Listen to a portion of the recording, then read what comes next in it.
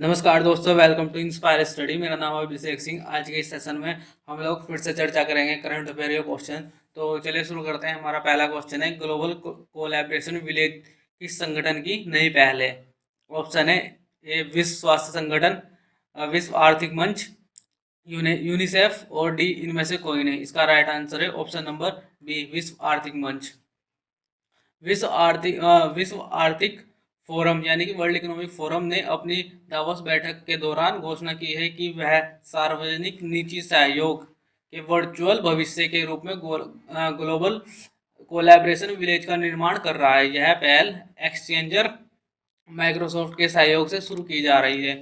World economic forum मोटावर्स को परिभाषित करने और बनाने के लिए पहल शुरू की है, और यह महत्वपूर्ण वैश्विक मुद्दों को संबोधित करने के लिए प्रमुख वैश्विक हितधारकों को साथ लाएगा।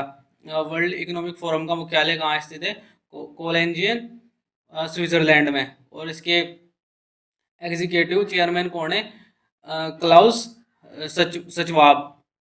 और ये वर्ल्ड इकोनॉमिक फोरम ये एक एनजीओ है। नेक्स्ट क्वेश्चन है, स्वच्छ सर्वेक्षण एस 2023 की थीम क्या है? ऑप्शन है celebrate, B building a shared future for all life, C waste to wealth, और डी इनमें से कोई नहीं। इसका राइट आंसर है ऑप्शन नंबर सी। केंद्र सरकार ने स्वच्छ भारत मिशन शहरी स्वच्छ सर्वेक्षण एस 2023 का 8वां संस्करण लॉन्च किया है। स्वच्छ सर्वेक्षण 2023 को वेस्ट टू वेल्थ की थीम के साथ डिजाइन किया गया है। इस सर्वेक्षण में 3R सिद्धांत को भी प्राथमिकता दी जाएगी। 3R सिद्धांत का मतलब है reduce, recycle and reuse. SS 2023 में मूल्यांकन पहले के संस्करणों को में 3 चरणों के बजाय 4 चरणों में आयोजित किया जाएगा। नेक्स्ट क्वेश्चन है, भारतीय सेना की पहली महिला लड़ाकू एविएटर कौन बनी है? ऑप्शन है मीनाक्षी लेखी, विशाखा यादव, अंकिता शर्मा, और डी कैप्टन अभिलाषा ब्राक। और इसका राइट आंसर है ऑप्शन नंबर डी, कैप्टन अभिलाषा ब्राक। तो कैप्टन अभिलाषा ब्राक कॉम्बैट एविएटर के रूप में आर्मी एविएशन कोर्प्स में शामिल होने वाले पहले भारतीय महिला अधिकारी बनकर इतिहास रच दिया है। कैप्टन बराक की उपलब्धि को भारतीय सेना में गोल्ड लेटर डे के रूप में वर्णित किया गया है। नासिक में combat army aviation training school में आयोजित एक समारोह के दौरान उन्हें 36 अन्य सेना पायलटों के साथ प्रतिष्ठित विंग से सम्मानित किया गया है। नेक्स्ट क्वेश्चन है, हाल ही में किस खाड़ी देश में मंकी पॉक्स का पहला मामला सामने आया है? ऑप्शन है ओमान, कतर, यमन, और डी संयुक्त अरब अमीरात, यूएई। इसका राइट आंसर है ऑप्शन नंबर डी, संयुक्त अरब अमीरात। यूएई मंकी पॉक्स का पहला मामला दर्ज करने वाला पहला खाड़ी देश है। चेक गणराज्य और स्लोवेनिया 28 अन्य देशों में शामिल होकर मामलों का खुलासा करने वाले अफ्रीका के बाहर पहले देश बन गए हैं। हालांकि यह संख्या और भी अधिक बढ़ने का अनुमान है। विशेषज्ञों ने चेतावनी दी है कि आम जनता के लिए समग्र जोखिम न्यूनतम रहता है। संयुक्त अरब अमीरात के फिलहाल किंग कौन है? खलीफा बिन नहयान। राजधानी क्या है इसकी? Abu Dhabi. और इसकी मुद्रा क्या है? अमीराती दिरहम। इस पे मंकी बॉक्स में हमने पहले भी एक वीडियो बनाई है, आप पहले उस वीडियो को भी देख सकते हैं। किस एनआईटी में परम पोरुल सुपर कंप्यूटर का उद्घाटन किया गया है?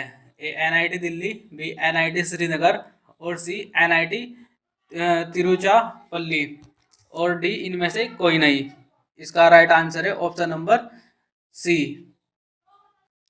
राष्ट्रीय सुपर कंप्यूटिंग मिशन NSM के तहत एनआईटी तिरुचिरापल्ली में परम पोरुल नाम एक सुपर कंप्यूटर का उद्घाटन किया गया है। NSM इलेक्ट्रॉनिक्स, सूचना प्रौद्योगिकी मंत्रालय और विज्ञान और प्रौद्योगिकी विभाग DST की एक संयुक्त पहल है।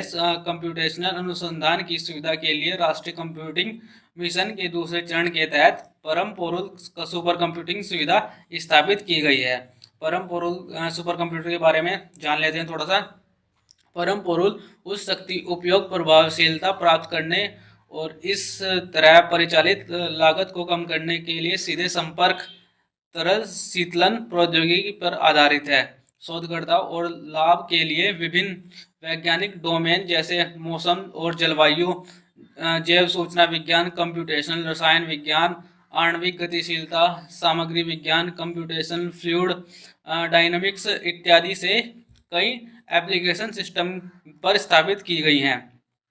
सिस्टम विभिन्न वैज्ञानिक और इंजीनियरिंग अनुप्रयोगों की कंप्यूटिंग जरूरतों को पूरा करने के लिए सीपीयू नोड्स, जीपीयू नोड्स, उच्च मेमोरी नोड्स और उच्च थ्रूपुट स्टोरेज और उच्च प्रदर्शन इन्फीबेंड इंटरेक्ट मिश्रण से लैस है। नेक्स्ट क्वेश्चन है, हाल ही में भारत के किस राज्य में शुरू हुआ ओलंपिक शिक्षा कार्यक्रम? ऑप्शन उत्तराखंड, पंजाब, राजस्थान, ओडिशा। और इसका राइट आंसर है option number D, Odisha. Odisha के मुख्यमंत्री नवीन पटनायक ने अभिनव बिंद्रा फाउंडेशन ट्रस्ट के सहयोग से अंतर्राष्ट्रीय ओलंपिक समिति IOC के ओलंपिक मूल्य शिक्षा कार्यक्रम का शुभारंभ किया है। OVEP संसाधनों का एक व्यवहारिक सेट है जिसका उद्देश्य युवाओं को उत्कृष्टता, सम्मान और दोस्ती के ओलंपिक मूल्यों से परिचित कराना है। यह एक मूल्य आधारित पाठ्यक्रम होगा जिसे शुरू में राउरकेला और भुवनेश्वर के 90 स्कूलों में लागू किया जाएगा, जिसमें लगभग 32,000 बच्चे शामिल होंगे। तो नेक्स्ट क्वेश्चन है, हाल ही में किस राज्य सरकार और BPCL अक्षय ऊर्जा परियोजना के लिए ज्ञापन पर हस्ताक्षर किए गए हैं? ऑप्शन है पंजाब, उड़ीसा, उत्तराखंड और गुजरात। इसका राइट आंसर है ऑप्शन नंबर सी, उत्तराखंड। राज्य अक्षय ऊर्जा उद्योग और अन्य परियोजनाओं को बढ़ावा देने के लिए उत्तराखंड के मुख्यमंत्री पुष्कर सिंह धामी की उपस्थिति में उत्तराखंड सरकार और भारत पेट्रोलियम कॉर्पोरेशन लिमिटेड यानी कि BPCL के बीच एक समझौता ज्ञापन पर हस्ताक्षर किए गए हैं। उत्तराखंड सरकार और भारत पेट्रोलियम कॉर्पोरेशन लिमिटेड ने राज्य में नवीन और नवीकरणीय ऊर्जा परियोजनाओं के विकास के लिए समझौता ज्ञापन MOU पर हस्ताक्षर किए हैं। उत्तराखंड के मुख्यमंत्री कौन है? पुष्कर सिंह धामी। और उत्तराखंड के governor Gurmeet Singh. Next question है, हाल ही में किसे विश्व स्वास्थ्य सभा में समिति बी के अध्यक्ष के रूप में नियुक्त किया गया है? Option A Mansukh Mandaviya, B Vivek Debroy, C Rajesh Bhushan और डी इनमें से कोई नहीं। इसका राइट आंसर है option number C, Rajesh Bhushan. केंद्रीय स्वास्थ्य सचिव राजेश भूषण को 75वीं विश्व स्वास्थ्य सभा WHA में समिति बी के अध्यक्ष के रूप में नियुक्त किया गया है। समिति बी मुख्य रूप से विश्व स्वास्थ्य संगठन यानी कि WHO के प्रशासनिक और वित्तीय मामलों पर चर्चा करती है। प्रत्येक वर्ष विश्व स्वास्थ्य सभा में स्वास्थ्य चुनौतियों और समीक्षा के लिए प्रतिक्रियाओं की एक लंबी जटिल सूची होती है और सभा 2 समितियों A और B के माध्यम से कार्य करती है। नेक्स्ट क्वेश्चन है, महिला विधायकों के कौन से सम्मेलन का उद्घाटन करेंगे राष्ट्रपति? ए पहले, बी दूसरे, सी तीसरे और डी चौथे। इसका राइट आंसर है ऑप्शन नंबर ए, पहले।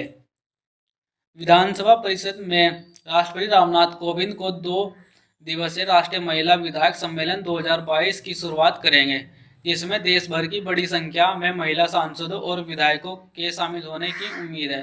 राज्य विधानसभा द्वारा आयोजित इस तरह का पहला आयोजन भारत की आज़ादी का 75वीं वर्षगांठ के सम्मान में आज़ादी का अमृत महोत्सव के तहत होने वाला राष्ट्रव्यापी समारोह है। कुछ महत्वपूर्ण बिंदु देख लेते हैं। संसदीय कार्य मंत्री के कृष्णा राधाकृष्णन है और लोकसभा के अध्यक्ष कौन है? फिलहाल ओम बिरला। और उत्तराखंड की विधानसभा अध्यक्ष है रितु खंडूरी और गुजरात विधानसभा की अध्यक्ष है नीमाबेन आचार्य। नेशनल फेडरेशन ऑफ इंडिया महिला सचिव कौन है? एनी राजा। नेक्स्ट क्वेश्चन है, हाल ही में किसने आभा स्मार्टफोन ऐप लॉन्च किया है? राष्ट्रीय स्वास्थ्य प्राधिकरण, बी विश्व स्वास्थ्य संगठन, सी नीति आयोग और डी इनमें से कोई नहीं। इसका राइट आंसर है ऑप्शन नंबर ए, राष्ट्रीय स्वास्थ्य प्राधिकरण। आयुष्मान भारत डिजिटल मिशन, राष्ट्रीय स्वास्थ्य प्राधिकरण ने स्वास्थ्य रिकॉर्ड प्रतिबंधित करने के लिए एक संशोधित आयुष्मान भारत स्वास्थ्य खाता आभा मोबाइल एप्लीकेशन पेश किया है।